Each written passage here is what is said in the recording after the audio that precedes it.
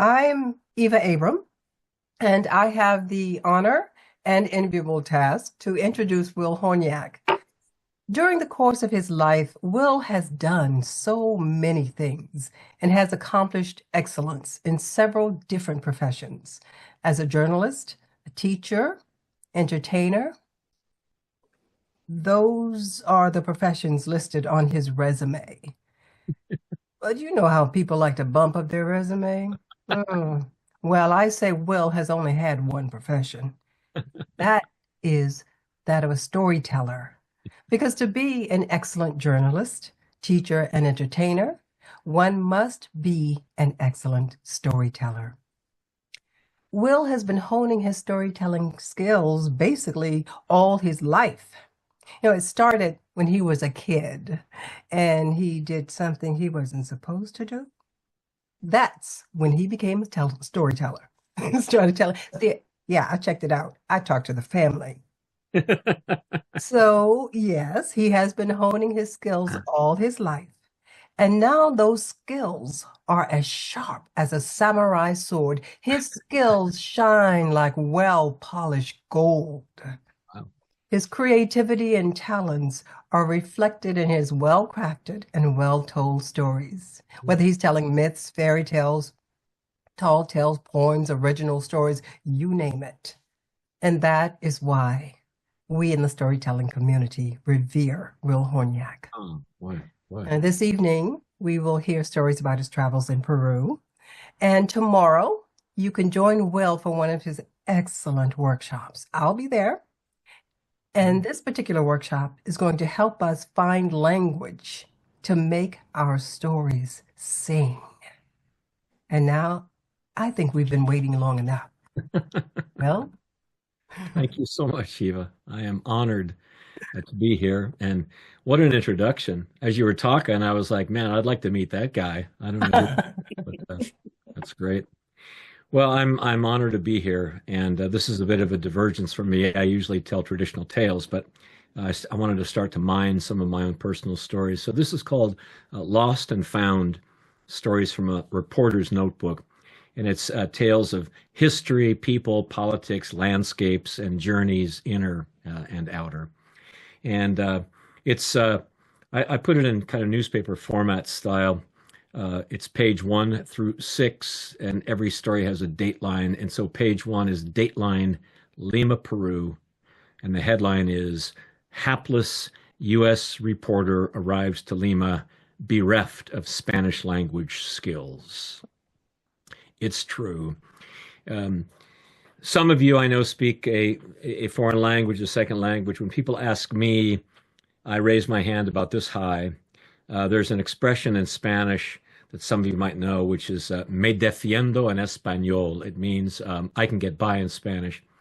But I like the literal translation, which means me defiendo, I can defend myself in Spanish. Right? And I was utterly, completely defenseless.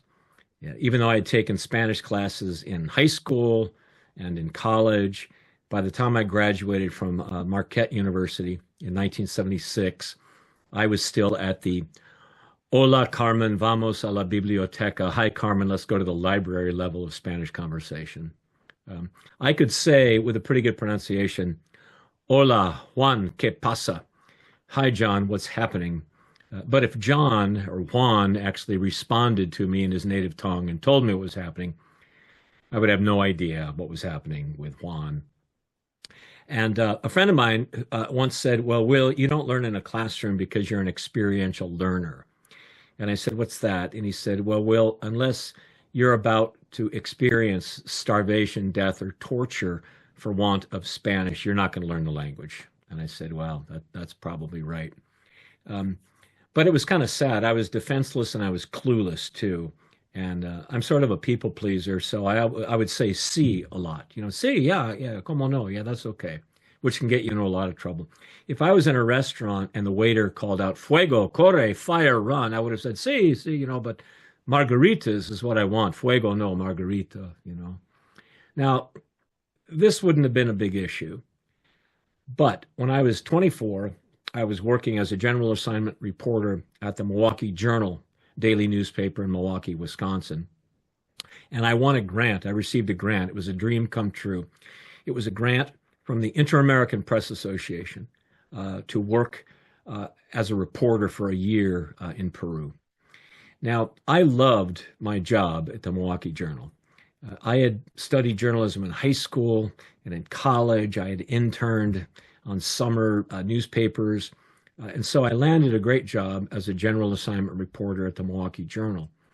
And it had one of those iconic, huge, open-aired newsrooms. And one of my favorite things to do is just sit at my desk and look around the newsroom, because any newsroom of a daily paper is a bit of a microcosm of reality. And I would gaze way in back at the sports reporters and the sports editor. And some of these guys, they were wearing Green Bay Packers jerseys, and I could go talk to them about the Milwaukee Bucks and the Milwaukee Braves.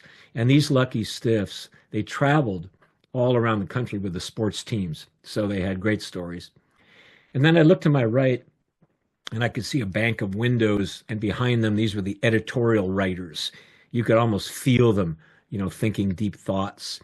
And then not far away from me, there were the hard-nosed investigative reporters. They were always chain smoking, on the phone all the time. And then I'd look to the distance, and I would see the elegant, beautiful, intelligent Margot Houston. She was our Pulitzer Prize winner. And you'd often see her at her desk interviewing some famous writer or talking to a social activist. And then there was Damian Jakes. He was the music critic, the art critic, and he was either going to or coming back from some interesting place. And I was willing to talk about music and theater. And then there was my favorite. Not far away at the big desk was the Hemingway-esque Walden Porterfield. I always thought if I wanted my kid to write the great American novel, I would just name him Walden Porterfield. It was such a great name.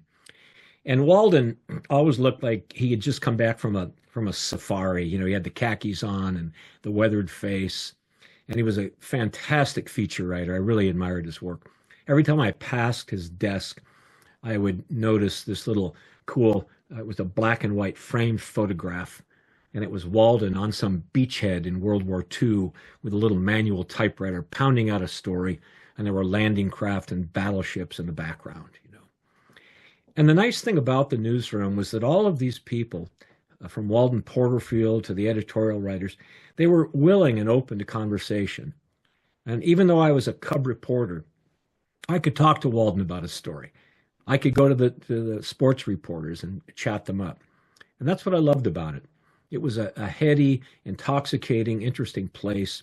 And everybody was sort of on the same page to put out the paper and to tell stories. And of course, all of this was happening in a newsroom to the thrumming of typewriters, phones ringing, conversations going on, and then the teletype machines from Associated Press and United Press springing to life now and then and spewing out news from far-flung parts of the globe. I loved being there. But I had always had a desire to live and work abroad, overseas somewhere. And I applied for this grant from the Inter-American Press Association and received it and knew that I was going to spend a year in Peru working as a reporter. So I thought, it might be a good idea to learn Spanish. What do you think? It was either that or Quechua, the native language of the Andes. But since I had such a firm foundation in Spanish, I decided to build on that. And so with that in mind, I enrolled in the Sullivan Intensive Spanish Language School. And they assured me that if I attended classes once a week for 3 hours, which I did, and I studied diligently between those classes, which I did not, I would be proficient in Spanish by the time I left for Peru in 3 months, which I was not. And I knew that on the cab ride from the Lima airport to my pension when I said to the cab driver, "¿Cómo está usted? How are you?" And he chatted at me for the next 20 minutes. And I could recognize some of the vocabulary words. I could identify and I could even conjugate many of the verbs he was using.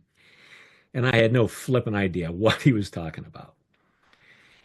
Now, a friend of mine who's a juggler once said, If you want to learn to juggle, start dropping the balls now, right? Start making mistakes. And I think that's true with learning just about anything. And it's definitely true with learning how to speak a foreign language. But I was terrified of making mistakes, like saying things like, excuse me, sir, could you direction me to a place where trains have run that I might mobilize myself to Cuzco someday? Right? Or saying something like I did say at a crowded little store in the Andes Mountains. I went to the counter. I needed shampoo, but I didn't know the word for shampoo. So I thought I would say the word for soap, but I didn't know the word for soap either. But I knew that if you magically added an A to any English word, it would transform into a Spanish word, if you said it loudly enough, right? So that's what I did. I said, Senora, necesito sopa para mi pelo, soap for my hair. And she said, ¿Qué? And I said, Senora, necesito sopa para mi pelo. And by now, a bunch of Andean women with their little bowler hats had gathered around. They were sort of chuckling. And again, I said, sopa, sopa para lavar, to wash my hair. And she said, oh, shampoo, get a shampoo. And I didn't know shampoo was a universal word. And then she told me that, of course, what I've been asking for, sopa para mi pelo, was I was asking for soup for my hair. Right. Well, it was fear of making stupid mistakes like that kept me, the first 3 days I was in Lima, from even going into a cafe or restaurant anywhere where I might mangle the language in public. But finally, this experiential learner was experiencing hunger and thirst. And finally, I went into a bustling Lima cafe, sat down at the lunch counter to the sound of clanging dishes, espresso machines, the smell of coffee, hamburgers, French fries. And I sat down and the waiter approached. And he said, Sí, señor, ¿qué quiere? What do you want?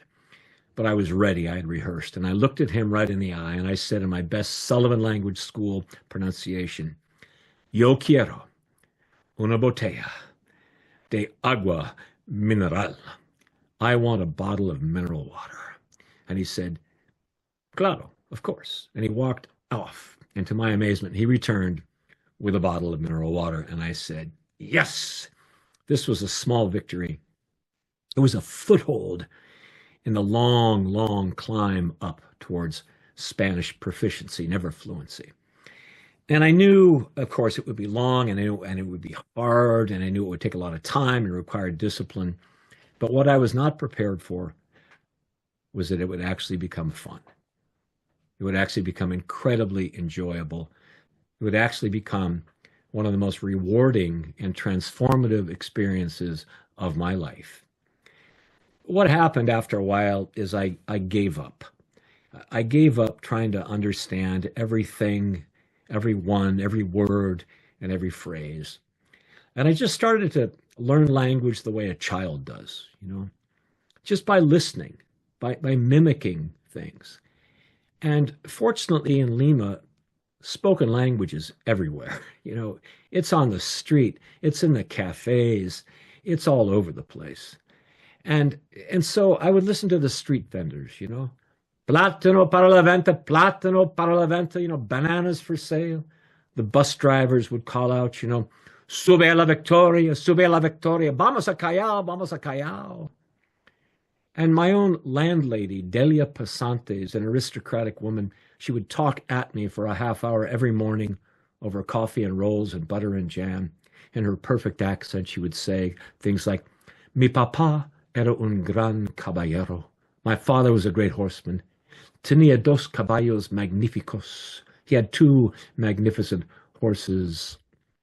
But my favorite way of imbibing the language, of dropping myself into this language bath, was to go to the great main plaza in Lima, the Plaza San Martin.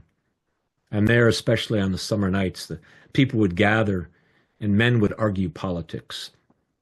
Now, at this time in Peru is going through a very difficult time economically.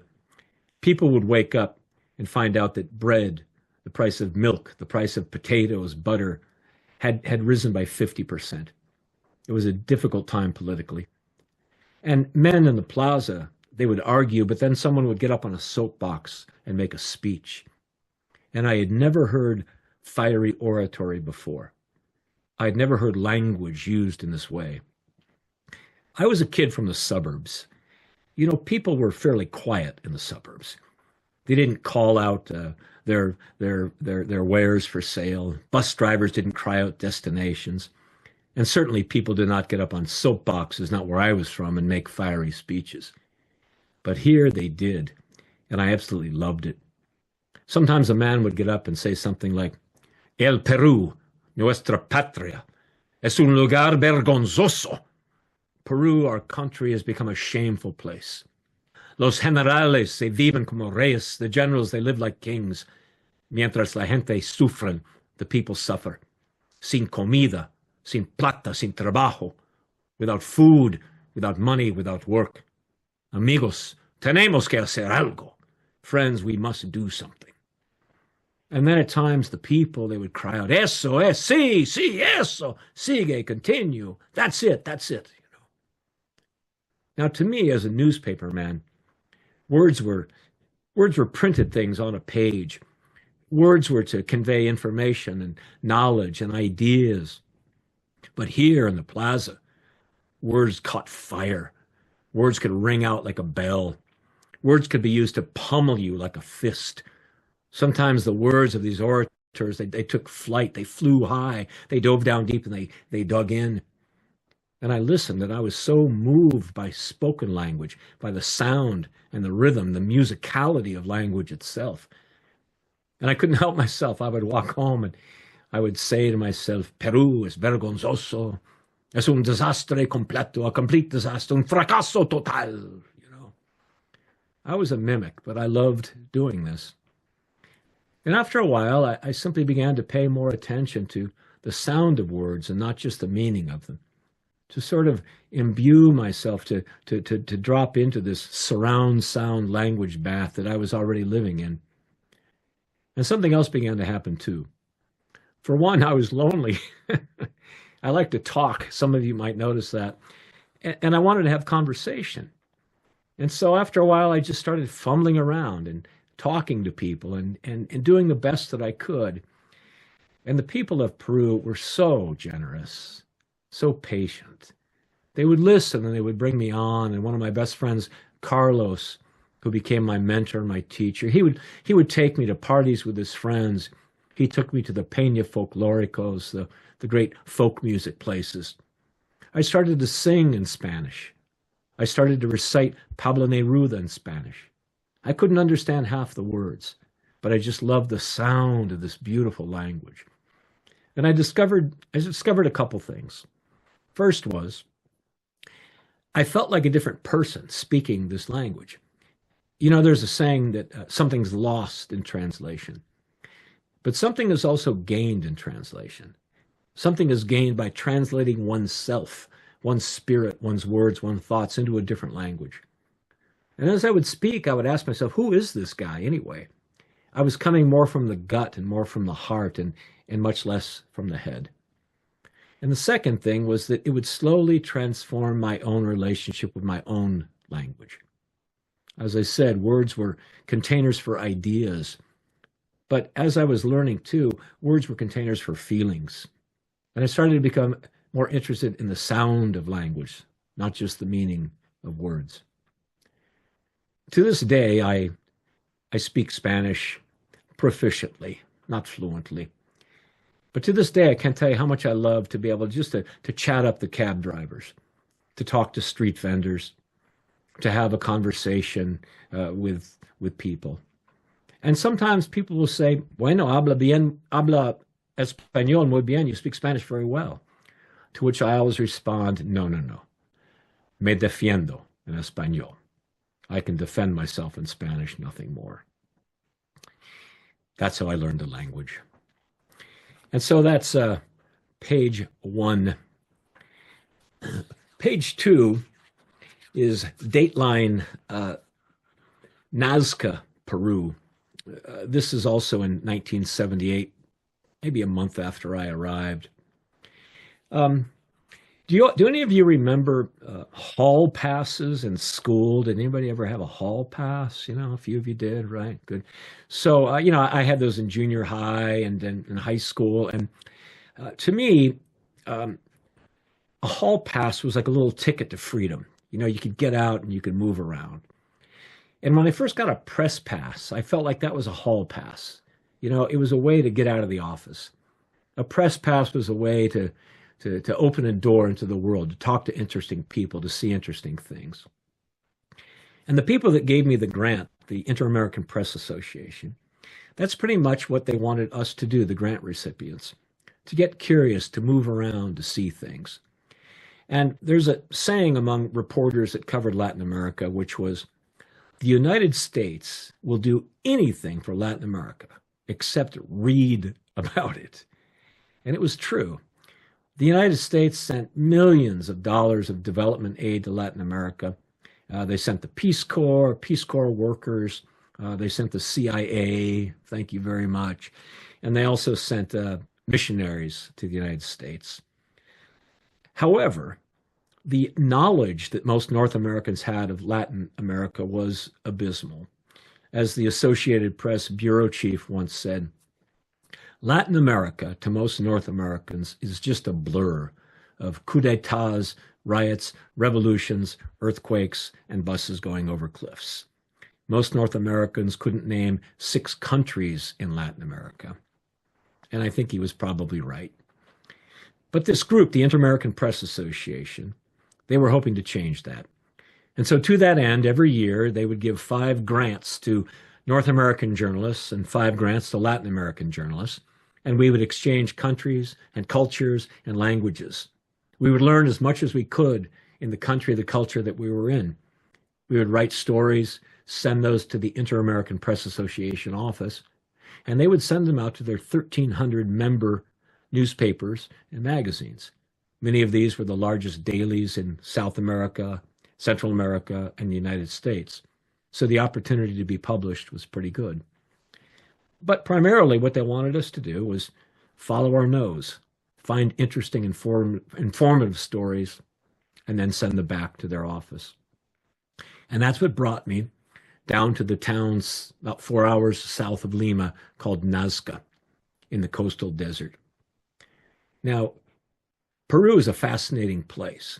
In part, it's fascinating because it's the home to many ancient advanced civilizations. We know of the Incas, but there were others along the coastal valleys in Peru also. And because of that, it's an archaeologist's paradise.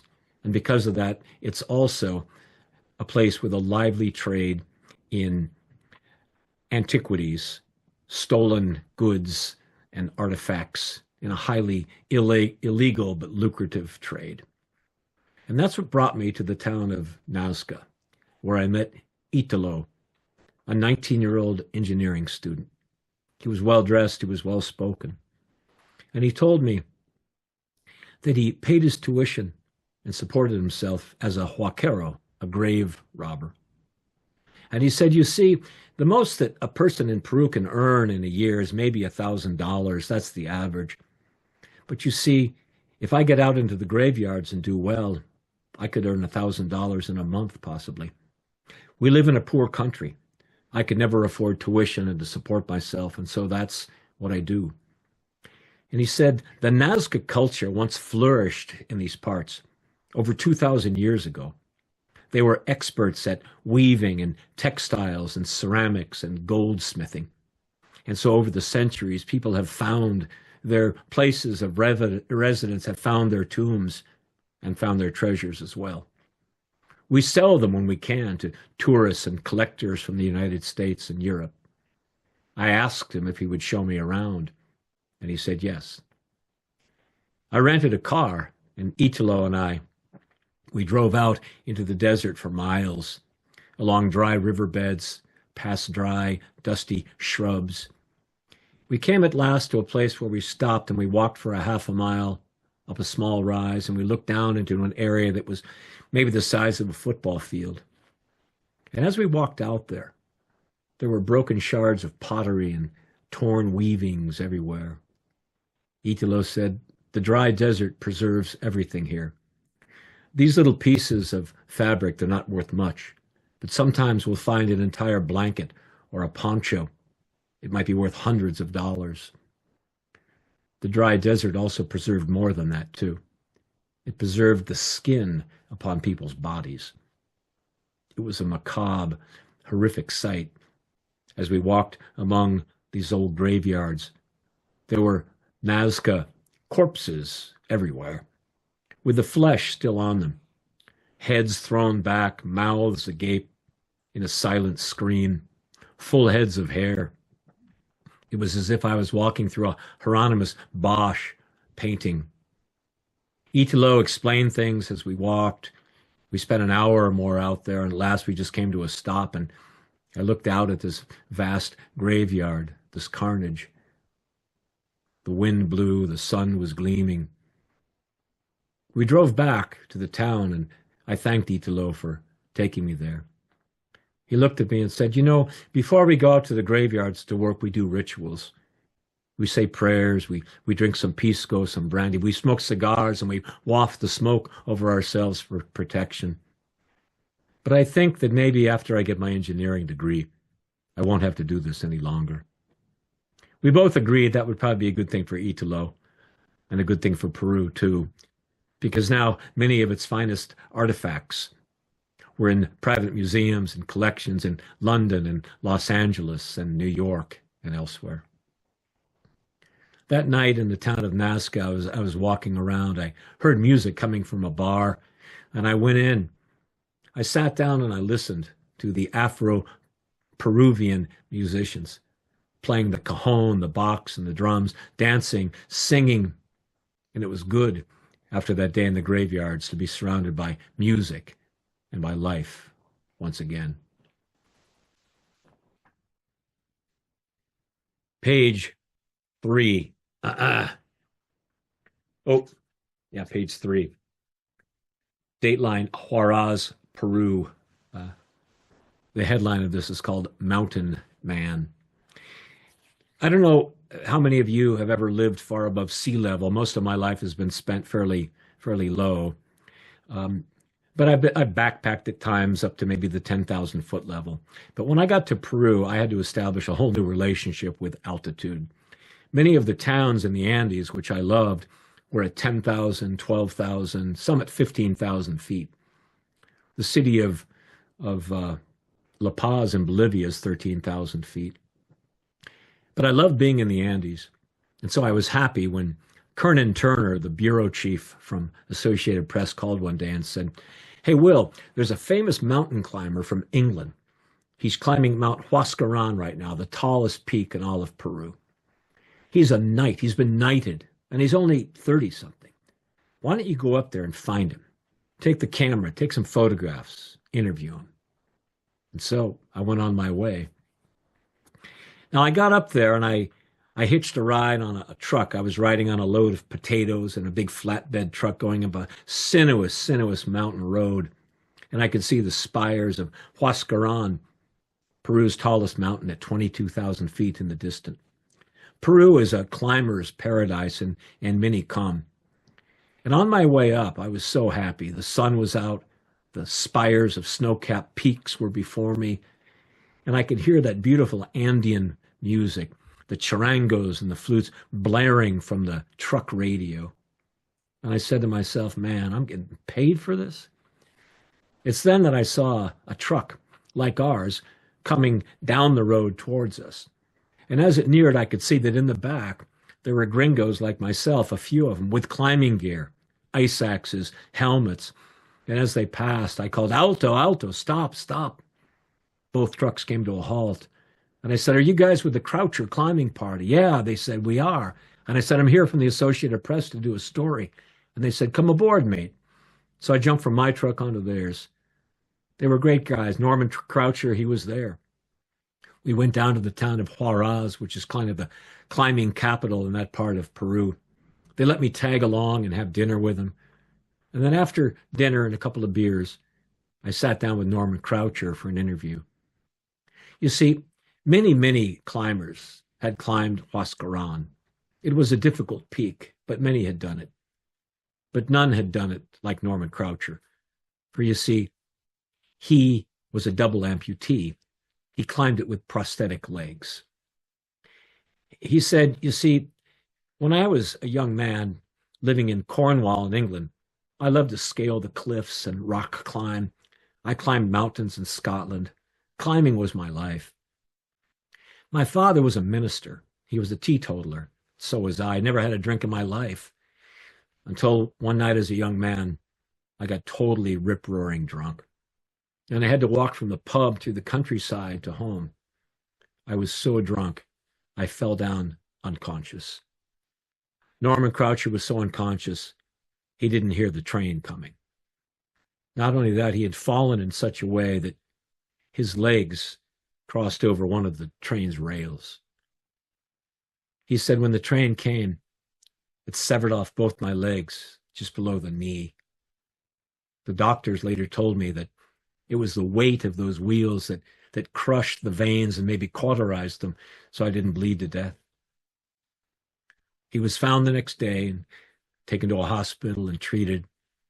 And after a while, he was taken home and spent a long time recovering and learning how to live a new life again, a life which he was told would be much more circumscribed and much less adventurous. Norman Croucher said, climbing had been my life, and I wanted to still do it.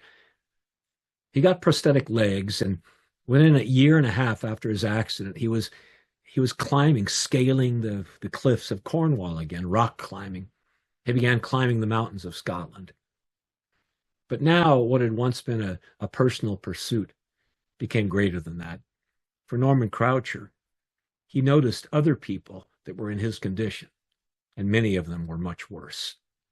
Norman Croucher became an incredible advocate, a spokesperson, a fundraiser for handicapped people everywhere. One day he had the idea, and when Norman Croucher has an idea, he's going to make it happen. He got a little push cart, and he decided to go on a walk to show what handicapped people can do. He walked from the northern part of Scotland, 900 miles, to his own home in Cornwall, talking to people as he went, raising awareness and raising funds. And that was just the beginning. After a few years of doing this, Buckingham Palace took notice of his efforts, and he was knighted. He became a member of the Order of the British Empire, knighted by Queen Elizabeth II herself. Norman Croucher, he was a great man, but he also had a sense of humor. He said, you know, mate, it's not so bad. He said, I never have to worry about frostbite in my toes any longer. And sometimes the guys like to follow me. You know, with prosthetic legs, I can really kick hard into the snow and the ice without breaking my feet. There was some truth to that. Not long after that, one of Norman's climbing partners had to have a couple of toes cut off due to frostbite. One of the things I loved about being a reporter was the people I got to meet. The poet William Blake once said, there's something great that happens when men and mountains meet. I got to meet that greatness in that man, Norman Croucher. Well, some of you might have heard Andean music before. And this next story comes from the heart of the Andes. And it's something called Earthquake. One time I went to the folk festival in Seattle. How many have been to the folk festival in Seattle? Come on, show of hands. Good. Great place. And I was there a few times, but a couple times I'll never forget. I got off the monorail, and as soon as the doors opened, there was a dozen Andean musicians, and there just came this beautiful blast of that charango and flute music, and it's so joyful. It's so wonderful, you know. I fell in love with that music. Well, my friend Carlos Alvarez, he was my best friend in Peru. He was my teacher.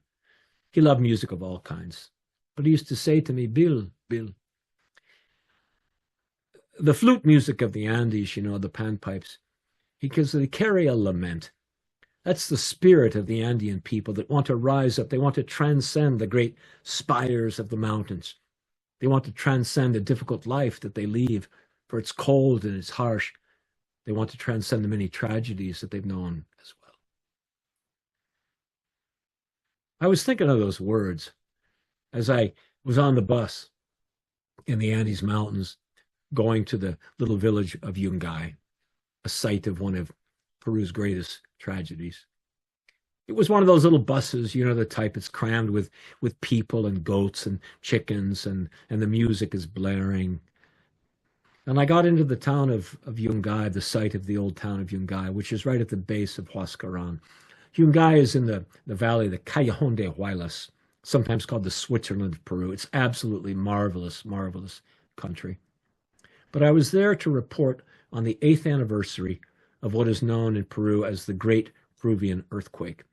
Peru's had many earthquakes, but there's only one that's known as the Great Peruvian Earthquake. It happened on May 31st, 1970, on a Sunday afternoon. I arrived in Yungay and asked around, said that I was doing a historical piece, a memorial of that earthquake, and I was able to talk to a few people. Some of them said, we'll show you where we were on that day. We walked up a rise, a big hill, which was actually the site of a cemetery. And one of the women said, this is where I was standing on that day. The earthquake hit about 3:30 in the afternoon. And when it did, it seemed to last forever. It lasted a full 45 seconds. The earthquake that struck that day measured 7.9 on the Richter scale. It was so powerful. It was felt in Lima, 400 miles away. It was felt in Iquitos, in the jungle, over 500 miles away. It immediately destroyed the town of Chimbote on the coast. And the woman said, we were there visiting the graveyards there, visiting the cemetery. Now, the town of Yungay was a town of 5,000 people at the base of Huascaran, at the mouth of an enormous valley that went up 11 miles up to Lake Yanganuco, and you could see the great spires of Huascaran behind it. It was normally 5,000 people, but the woman said, but it was a Sunday, and typical on Sunday, people came from miles around. They came to church. It was a market day. They came for recreation. The children came to play. And on that particular day, the Peruvian soccer team had a game, and the game was being broadcast live on a loudspeaker in the plaza. So the plaza was crammed with people. On that day, typical Sunday, Yungay had swollen to about 25,000 people. When the earthquake struck, the people in the town, many of them ran inside for cover. But they had no idea that the great destruction was actually happening far above them. What they couldn't see was that thousands and hundreds of thousands of tons of snow and ice and rock were breaking free from the Andes Mountains.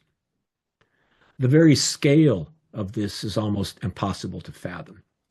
From one of the faces of Mount Huascaran, a piece of rock calved and fell 2,000 feet onto a glacier. The rock that split and fell was 400 feet tall and a half a mile wide. It fell upon the glacier and slammed into it.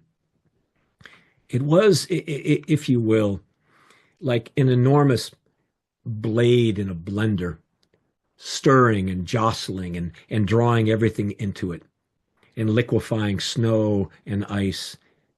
And then the container of the blender simply turned over, and there was nowhere for it to go but down this valley. By the time it came down the valley, it was so thick and so high and so fast, this avalanche was pushing boulders in front of it. Some of them I saw, they were as big as a small house. Boulders tumbled down the hills. The woman at the cemetery said, we were standing there.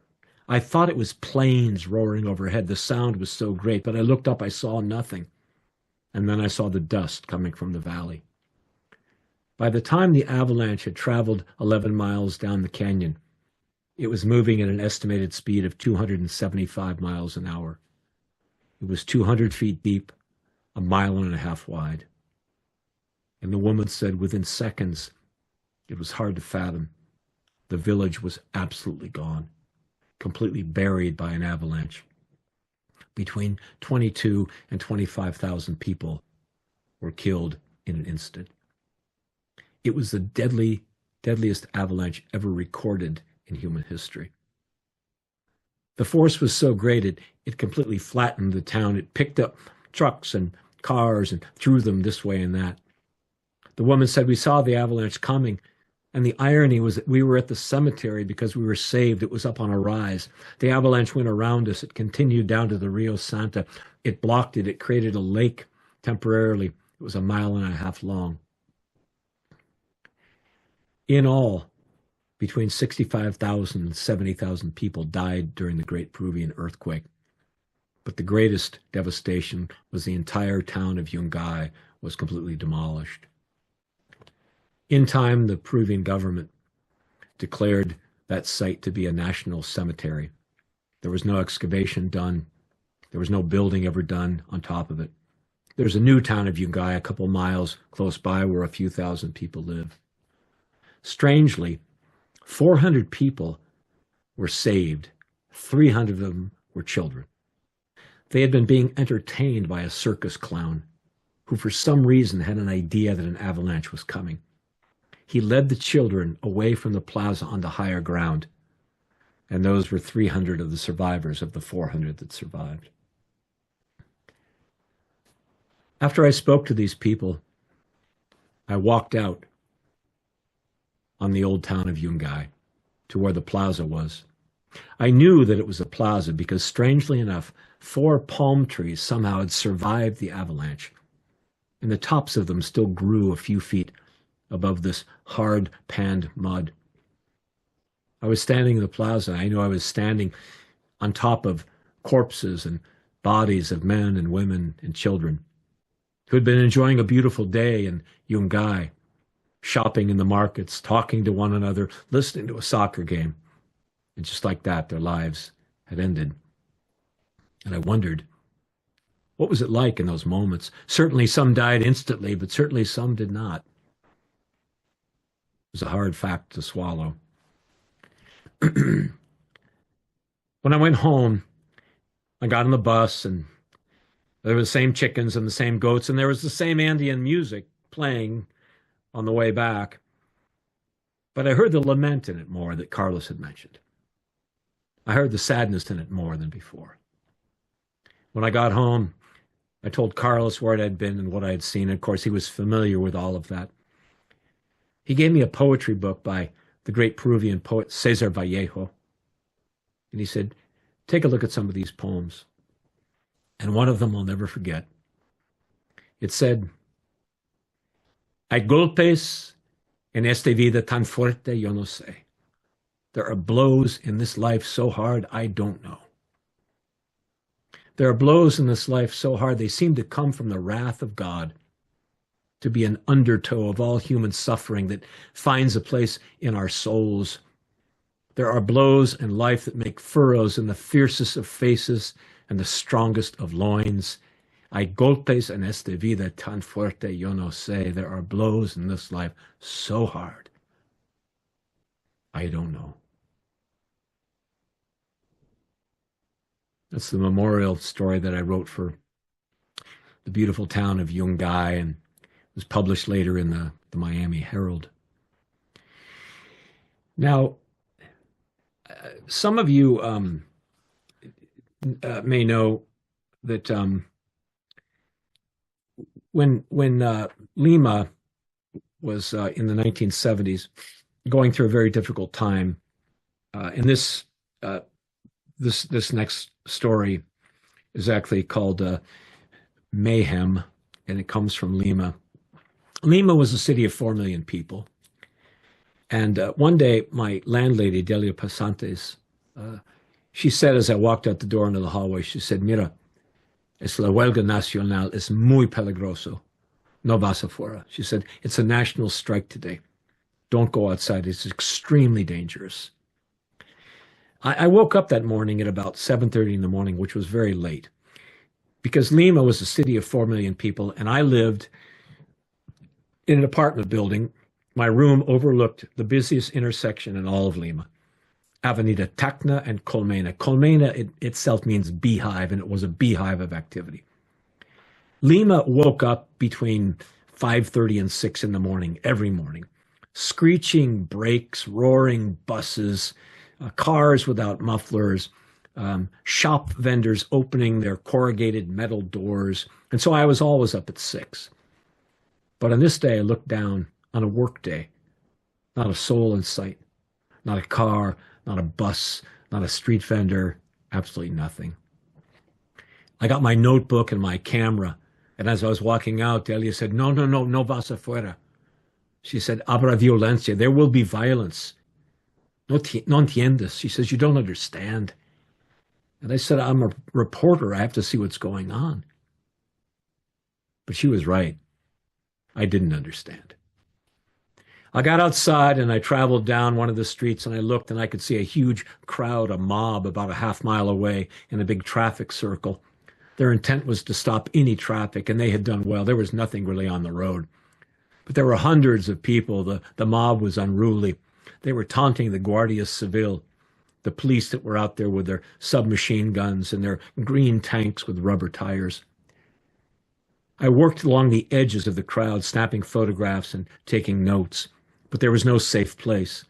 Sometimes I'd be standing at the crowd at the edge and somebody right next to me would throw a rock at the Guardia Civil. And just like that, we were the ones being chased, diving into doorways, trying to get away. I stayed there for a couple hours, and then I moved with some of the people from there down to the freeway.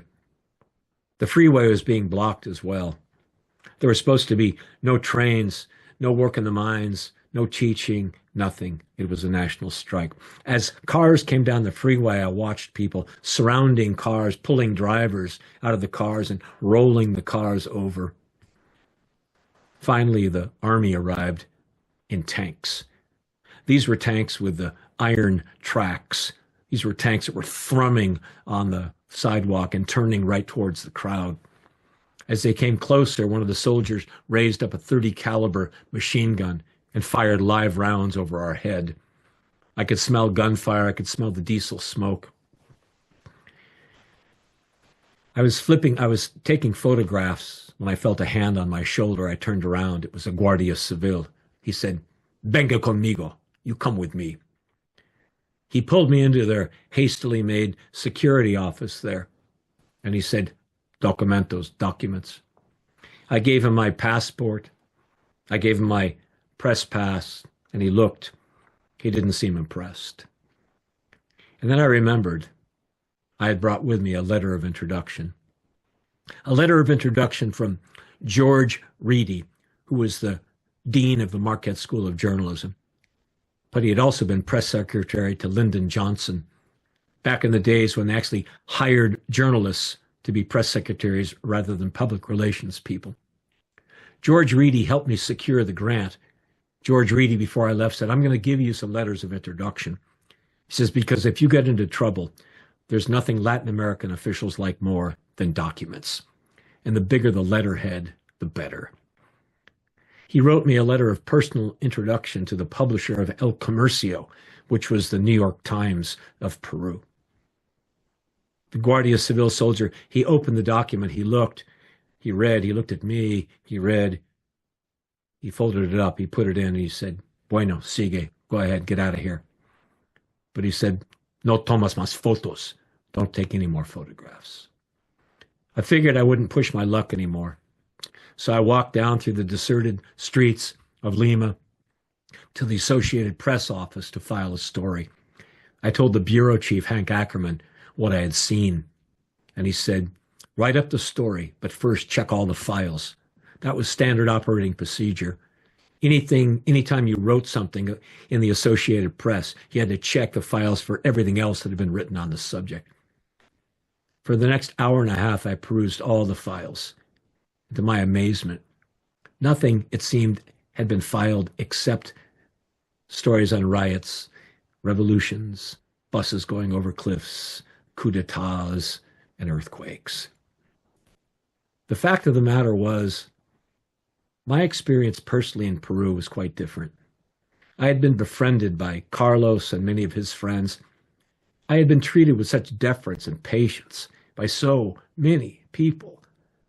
I loved the culture of Peru, its music, its dance, its intelligence, its poetry, its passion. And now I was going to write an article that was simply going to be yet another cliche to reinforce that stereotype of Peru and Latin America. I didn't want to do it. It felt like I was just hanging out the dirty laundry of a people I had come to so admire. I had met children in Peru, 7, 8, 9 years old, that had been through much more adversity than I would ever face in my life.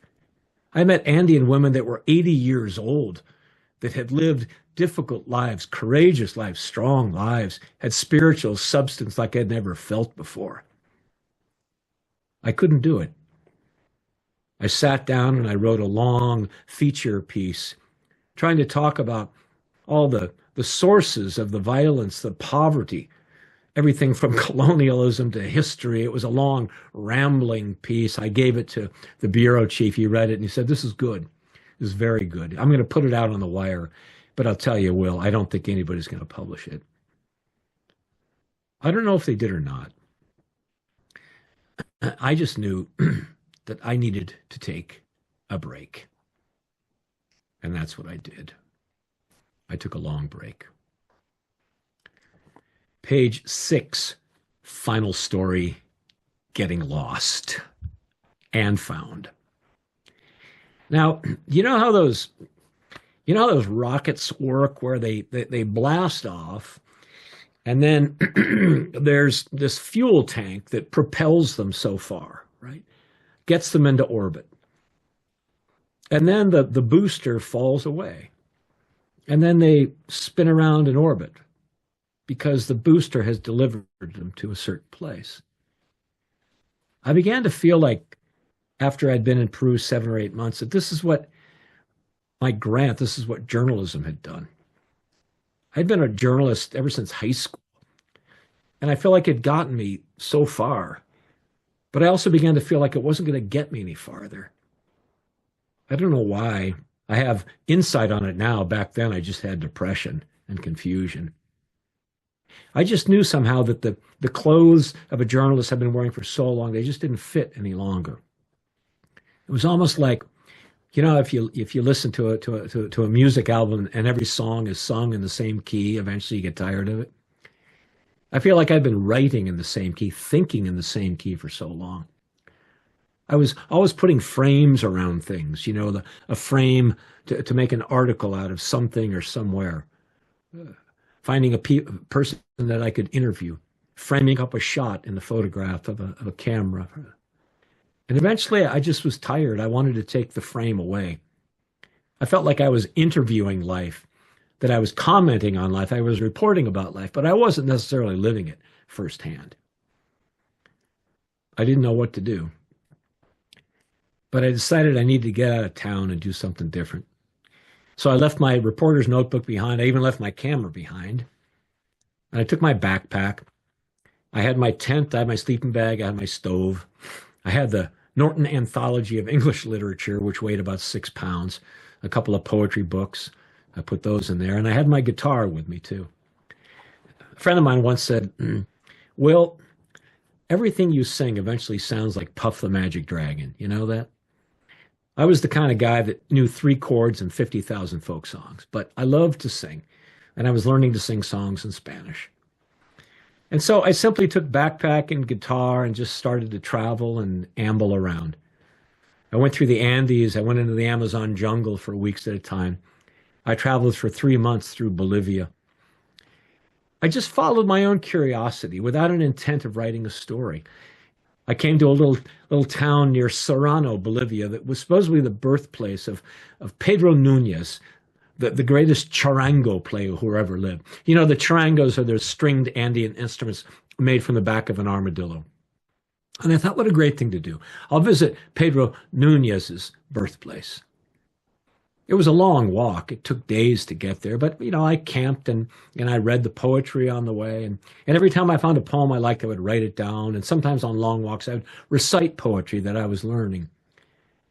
I came into view of the town of Serrano, and on my way, everybody I encountered said, "Oh, you'll love Serrano," because everybody's really friendly. They welcome people there. They drink a lot of chicha, the beer made from corn, and people play the charango constantly. And I swear to you, as I entered the little village, there was an archway above that said, "Bienvenidos a Serrano," welcome to Serrano. Right beside it, on the very post that held up the sign, there was a man leaning against it playing a charango. Not a minute after I walked into town, somebody said, "Hola, gringo, ¿cómo estás? Hello, gringo, how are you? ¿Quieres una chicha? Would you like a chicha?" I said, "Sure." I stayed there for a week. And some of the people I befriended said, "We don't see many gringos around here. There was one here about 3 years ago. He actually stayed at our house and he left a book behind. Maybe you'll like it." He gave it to me. I looked at it. Jack Kerouac, On the Road. It was just the medicine I needed. And so that's what I did for a time. And I found that as I was walking, I was, for some reason, reading poetry and writing it down, and then I was reciting poetry as I walked here and there. It didn't matter what it was. It could be Whitman. The spotted hawk swoops by and accuses me. He complains of my gab and my loitering, but I too am not a bit tamed. I too am untranslatable. Pablo Neruda. Yo necesito un mar porque me enseña. I need an ocean to teach me whatever it is that I learn. What a thought. I need an ocean to teach me. Years ago, I heard Seamus Heaney once say, poetry, you can live your whole life without reading a poem and you'd still live. He goes, it isn't absolutely necessary, but it just might save your life. I felt like it was saving mine somehow. I found in the thoughts and the feelings of the poets a new language that I was speaking. Now, one night after many months on the road, I was staying in Cuzco, Peru for a couple of weeks. And every night I would walk up into the ruins outside of Cuzco. Back then you could do that. And I would have this set of ruins all to myself. There were enormous towers that had been made by the Incans. The Spaniards had taken the tops of the towers and used them for the foundations of their churches, but the bases still remained. And I would walk around on these towers, hour upon hour, reciting poetry and stringing lines together. I would say, one night I said, "Turning and turning in the widening gyre, the falcon can no longer hear the falconer. The center cannot hold." And I was feeling that was true in my own life. What had been my center, my career, my journalism was no longer the center any longer. What the center was, I did not know. As I recited the poems, I recited Whitman and Neruda and Carl Sandburg. One of my favorites was, "There's a wolf in me, fangs pointed for tearing gashes, a red tongue for raw meat, the hot lapping of blood. But there's a man-child and a woman-child in my heart as well." One night I must have spent 2 hours doing this. I was elated because it wasn't just words on paper, it was the sound of words coming through me. I was finding a voice that I'd never known before. The next day in the plaza in Lima, I took my notebook and I wrote down my first one-act play, page upon page. And what I was finding was that, sure, these were words inspired by the poets, but they were my words, my feelings, my thoughts. And on that day, I just knew I was so happy. And I just said to myself, this is what I want to do. I found my way. It was ridiculous. How I would do that, I had no idea. But I knew this is what I wanted to do. And I also felt that I wasn't alone. Not long after that, I found the words of my friend and ally, Pablo Neruda, when he first started out as a poet. And I'll finish this story, this long story, with some words of Pablo. Next time I do this, I will have it memorized. He talked about how poetry came searching for him. I like that. He said, "Something started in my soul, fever or forgotten wings, and I made my own way, deciphering that fire. I wrote the first faint line without substance, pure nonsense, pure wisdom of someone who knows nothing. And suddenly I saw the heavens unfastened and open, planets palpitating, plantations, shadow perforated with arrows and fire and flowers, the winding night, the universe. And I, an infinitesimal being, drunk with the great starry void, the likeness, the image, the mystery. I felt myself a pure part of the abyss. I wheeled with the stars. My heart broke loose on the wind. The great Pablo Neruda. Well, you know, they always say there's no such story, no such thing as a story without a good ear to hear it and a heart to hold it. And I want to thank all of you for letting me come and share some of these personal stories with you and for holding them in your own heart. Thank you very much. Thank you. Well, that was such a fabulous, fascinating journey. Thank you for taking us with you. You're welcome. I'd like to invite people to unmute and share. And after we share for a moment, then Barry, if you have anything you would like to share before we get into continuing the discussion. Okay, so everybody, you can unmute yourself if you might have something to share with Will. Well, this is Ed Lewis. Good to see you again. Last saw each other at Timpanogos out in front of a restaurant. You saw my fancy car. Hey, that's right. Yeah. So your stories really hit home to me because I went up the Amazon and was in Peru for a summer, and we shared a little bit about that, I think. But your poetry is just amazing, and your experiences really touch it, resonate with my own journey and my continued journey. So, and I think that does for a lot of people. So, thanks for sharing that. Oh, you're so welcome. I've got I spent a lot of time in the Amazon, and I always said when I first got there, I realized that it's so full of life.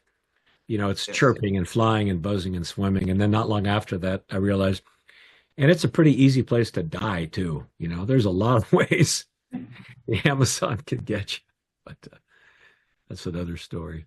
Thanks for listening, Ed.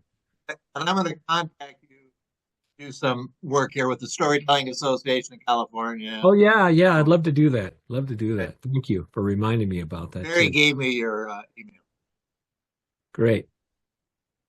Well, then Barry's going to Barry will need a finder's fee then when that happens. Right,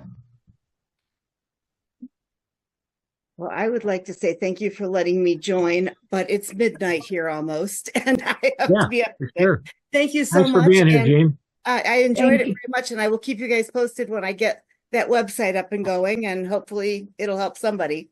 Okay. So, vaya con Dios. Hasta luego. Hasta la vista. Hasta la vista, baby. Yeah, hasta la vista. Why not? Bye-bye. Hey, Will, I just want to say, I mean, not only did you take us there, but you took us in here, and your words, what a journey. It's really been a special night. Thank you so much. Oh, thanks so much, Ingrid. I was so glad to have you here. You're our great pleasure. Thank you. Well, I think one of the reasons you are such a fine storyteller is your background in journalism. Mm-hmm. Something I discovered about one of my favorite storytellers, who was Catherine Wyndham. She started out as a crime reporter. And there's something about the detail, the sense of place, all of that. And it comes through, it certainly did tonight in your personal stories, but it comes through in everything you tell. You let us see it. You take us there, and you let the emotion come forth that we can experience as well. It's just a wonderful thing. And it's still one reason I love to read the paper every single day. Yeah. Thanks. I love that. being around journalists was great because there were so many storytellers. And the only thing that I had to unlearn between the journey from being a journalist to being a storyteller was that, as a journalist, you want to get all the information in the first paragraph. And that's the last thing you want to do as a storyteller. As a journalist, you can't say, it was a dark and windy night when the plane went down. You have to say a plane went down and 10 were killed, But I did have an editor who did once say, Will, you never seem to let facts get in the way of a good story, but but you're a fine teller. And I never realized that he got that from Mark Twain, of course. Well, two of your stories involved graves, Mm-hmm.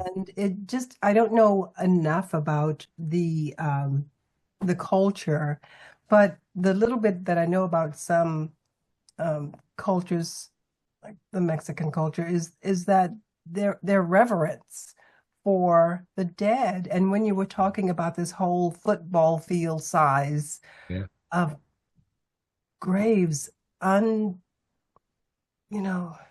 Mm-hmm. revealing these people, it seemed to me that it should be a place that was how do you say, is sacred. Yeah, sacred. But Exactly. but it doesn't sound like it was being treated that way. No, and I'll tell you, a lot of it had to do just with the level of poverty that's experienced throughout the country. It's really hard to make a living, and so people do what they can to get by. Right, Same right. time, even Italo was apologetic. It's like, this is what I do to get by.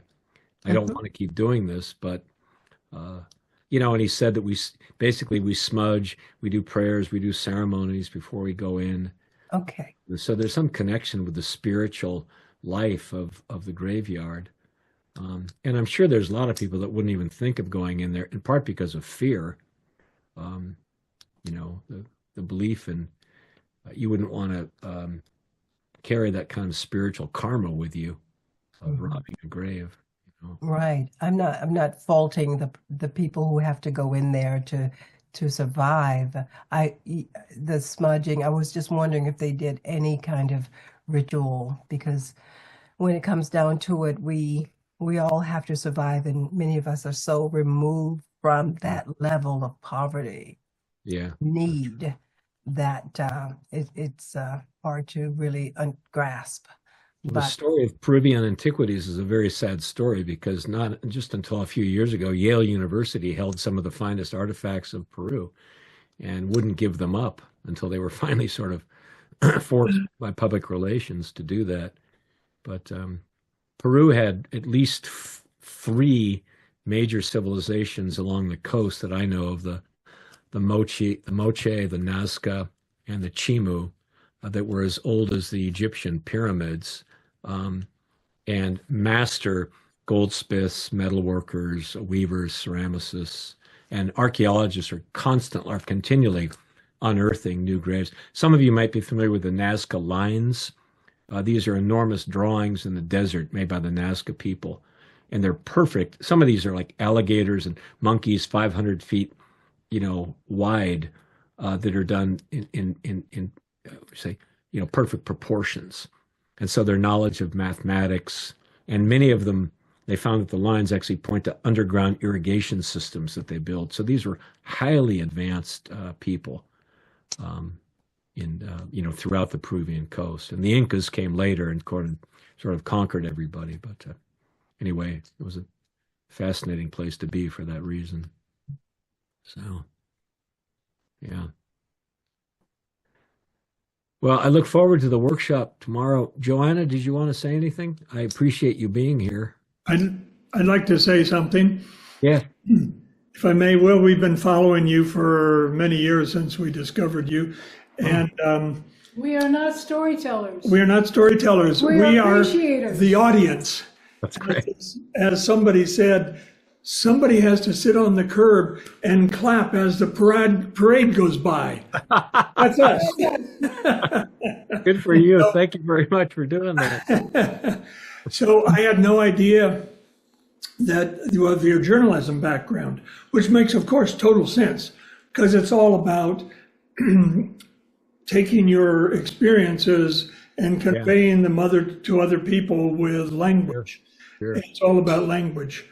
And I have a strong background in journalism going generations, and I started to work in a small town newspaper when I was 12.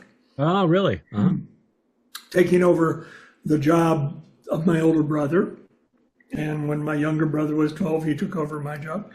But my aunt was in typography, and she wrote something that I'll read.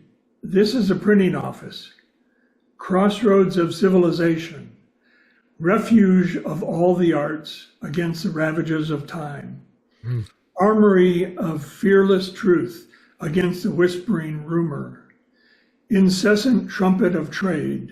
From the place words may fly abroad, not to perish on waves of sound, not to vary with the writer's hand, but fixed in the having been verified in proof.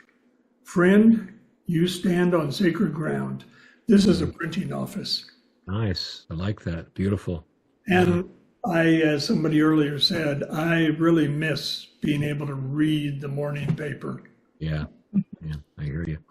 You know, it's interesting, the connection between oral and written tradition through journalism, because, I used to spend a long time getting my lead right, the first sentence or two in a story. Yeah. And I would always get up and walk around and say it out loud before I got it into print. And so I was always, that music of the language and the rhythm of it had to work in the voice and on the page. And then I met great reporters that could actually just pick up the phone from wherever they were and call in a story. Yeah. I just was amazed at that, and they'd have rewrite people, of course, writing it down. But, yeah. So it's a great tradition, which is pretty much 100% lost. Oh, I know. 95% lost. I was fortunate to be there when I was, because Watergate happened in '74. And I was working on papers all through that time. And, print journalism was flying high at that point. So, yeah. Hi, Alton. Good to see you. Just fabulous. Well done. I'm so thrilled. Brother, that means a lot to me. Thanks for coming. Thanks for taking us on a journey. My goodness, that was just so fabulous. Well done. Well, you've taken me on a few, so it's at least. Yeah. Thanks. I see you're in Hawaii these days too, right? Yeah, I'm on Facebook that you were in Hawaii, so that's great. Yeah, I just had a gig up on the North Shore. I haven't been out the North Shore in a long time, so that was exciting. My exciting. Excitement. We were on Kauai in September for 3 weeks. Very nice. Yeah, it was beautiful out there too. What part were you on? We were up at Hanalei. Oh, nice. Nice. We were just a few blocks from the beach, and it was a beautiful swimming beach. It was kind of a quiet bay, right near the iconic pier there, Yeah. Oh, wonderful. Yeah. We got to see the Nepali cliffs on a catamaran trip too. So wow. Yeah, you're from a beautiful part of the world, my friend. It's I got lucky. But no, this is just really, really well done. And I'm just so thrilled to be part of listen to all these stories. Hey, thanks, man. Thanks, Alton. Yeah. Problem. Yeah. Well, I did want to say that I truly appreciate. I'm really looking forward to the workshop tomorrow. That's good. So I'll be definitely here for that. But I think I have to own up with my own Spanish story, in that I took Spanish in high school and in college, and my husband and I moved to Texas, and we went down and we're going to stay along the Texas border, and we were going to go across, and I'm like, I'm going to go in there and I'm going to speak my Spanish, because I can speak Spanish. I went down there. We went through passport control, walked over, and we were kind of looking around. We were with another couple, and we wanted to go to the market. And so I just went right into the office there and said, "So how do we get to the market?" Okay. Well, the market. How do I get? It was totally embarrassing. It was just like, okay, yeah, Yeah, I speak Spanish. Well, Joanna, you just didn't do it right, the American way.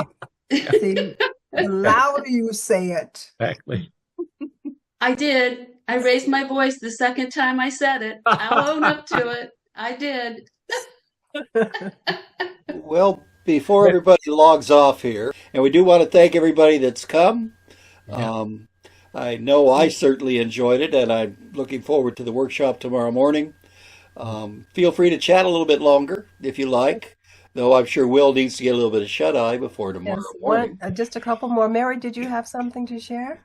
Oh, I just wanted to say thank you, Will. And I remember when you were up in Seattle quite a bit some years ago, and you were telling Irish stories, and you brought out a little jigger of bourbon or something and said, "Oh, this is where I got to start my Irish stories." And you had your guitar. So it's been fun to be following, and it's just fun to see you again. Thank you. Thanks so much, Mary. Thanks for being. I want to thank all of you for being here, but I also want to thank Barry and Eva and all the folks at the Storytellers Guild for the great work you do and providing such a great surround and inviting so many people to come. I'm deeply grateful. Thank you, and I look forward to seeing you at the workshop tomorrow. Okay. So, Thank you all for coming, and we always need story listeners. We storytellers love story listeners, so keep coming. Sounds good. Good night, Philomena. Glad to see you from Vancouver there, dear heart. Yes. Good night, Will. Good night, all. Take care. Thank you very much. Good night, everyone. Thanks so much for coming. Hey. Have a wonderful evening. Yes. Good night, Philomena. Oh, I gotta stop my recording here. Okay.